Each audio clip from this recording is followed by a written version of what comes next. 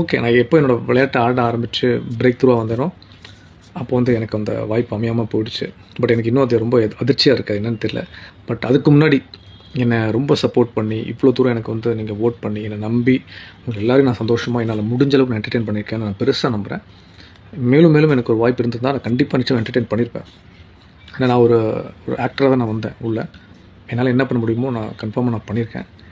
பெருசா நம்புறேன். ரொம்ப ரொம்ப ரொம்ப ரொம்ப ரொம்ப ரொம்ப ரொம்ப தேங்க் யூ ஸோ மச். ரொம்ப பல நன்றிகள் கடமைப்பட்டிருக்கேன் உங்க எல்லாருக்கும். எனக்கு வோட் பண்ணியிருக்கீங்க. என்ன நம்புனீங்க. தொடர்ச்சியா நான் சினிமாக்குள்ளேயும் என்னோட பயணத்தை வந்து தொடர போகிறேன். படங்கள் ரிலீஸ் ஆக போகுது. நீங்கள் சப்போர்ட் பண்ணுங்கள். ரொம்ப ரொம்ப நன்றி. அதுக்கு முன்னாடி என்னன்னா, இந்த எவிக்ஷன் பற்றி எல்லாருமே எனக்கு கமெண்ட் பண்ணி, என்கிட்ட ஃபோன் பண்ணி நிறைய பேர் வந்து மெசேஜ் அனுப்பணும்னு கேட்டாங்க. என்னங்க அந்த எவிக்ஷன் ஒரு மாதிரி வித்தியாசமாக ஒரு வாக்கை பயன்படுத்தி என்கிட்ட சொன்னாங்க. அது ஒரு கேம். அது வந்து அதுக்குள்ளே நான் என்னால் கணிக்க முடியாது.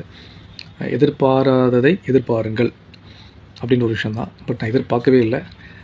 எனக்கு அது ஷாக்கிங்காக இருந்துச்சு. ஏன்னா அந்த அந்த ஒரு எவிக்ஷன் போயிட்டு வரும்போது எனக்கு தெரியும். போன எவிக்ஷன் முந்தின எவிக்ஷன் வந்து இல்லை. அதுக்கு முந்தின எவிக்ஷன் மாருதி சுசுகி வண்டி உள்ளே வந்து ஒரு புது லான்ச் இருந்துச்சு. அப்போ கெமி ஒரு பக்கம் போனாங்க, நான் ஒரு பக்கம் போனேன். அப்போவும் நான் சொல்லிட்டு தான் போனேன் சாண்ட்ரா கிட்ட, என்னை நம்புங்க, கன்ஃபார்மாக எனக்கு நம்பிக்கை நான் போக மாட்டேன்றேன். நான் போயிட்டு திரும்பி வருவேன். என் நம்பிக்கை காப்பாற்றப்பட்டது.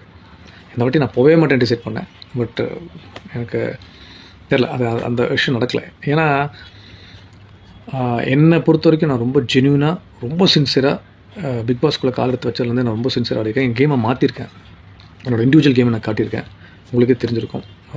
அந்த துண்டிக்கப்பட்ட அந்த விஷயம் கொடுத்ததுக்கும், அதில் இந்த மறுநாள் டாஸ்க்கும் சரி, ஸ்கூல் டாஸ்க்கும் சரி, பெஸ்ட்டு டீச்சர் கிடச்சிருக்கு, நல்ல பிளேயர்னு கிடச்சிருக்கு, கிரெடிட்டபிலிட்டி கிடச்சிருக்கு.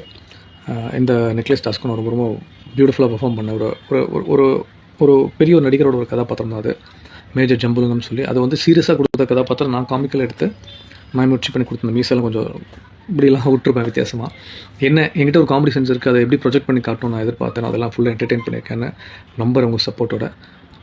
நிறைய பேர் கேட்டாங்க, இது என்னங்க எவிக்ஷன் வந்து சம்மந்தமே இல்லாமல் உங்களை வந்து நீங்கள் வருவீங்களான்னு எதிர்பார்க்கவே இல்லை லிஸ்ட்லன்னு. But it's a game.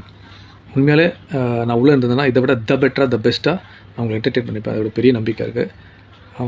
தெரில, கடவுள் நமக்கு என்ன எழுதி வச்சுருக்கான்னு தெரில. பட் என்னோட பெஸ்ட்டை நான் கொடுத்துருக்கேன், பெஸ்ட்டாக. வந்ததுலேருந்தே நிறைய விஷயங்கள் ஹாட் ஸ்டார்லையும் எனக்கு பர்சனல் மெசேஜும் சரி, நிறைய பேர் வந்து எவிக்ஷனை பற்றி ஒரு விஷயம் கொடுக்க அன்ஃபேர் எவிக்ஷன் சொல்லிட்டு இருக்காங்க. அதில் என்ன சொல்கிறேன்னு எனக்கு தெரியல. பட் இருந்தாலும் எனக்கு ரொம்ப சப்போர்ட் பண்ணிங்க. அதுக்கு இந்த நன்றி கடனாக இந்த வீடியோ நான் கண்டிப்பாக என்னோட ரொம்ப பிடித்தவர்களுக்கும், நண்பர்களுக்கும், உறவினர்களுக்கும், ஃப்ரெண்ட்ஸுக்கும் உங்கள் சப்போர்ட் நிச்சயமாக கொடுக்கணும், கொடுத்துட்டே இருக்கணும். நீங்கள் இல்லைனா நான் நிச்சயமாக இந்த இடம் வரைக்கும் வந்திருக்க மாட்டேன்.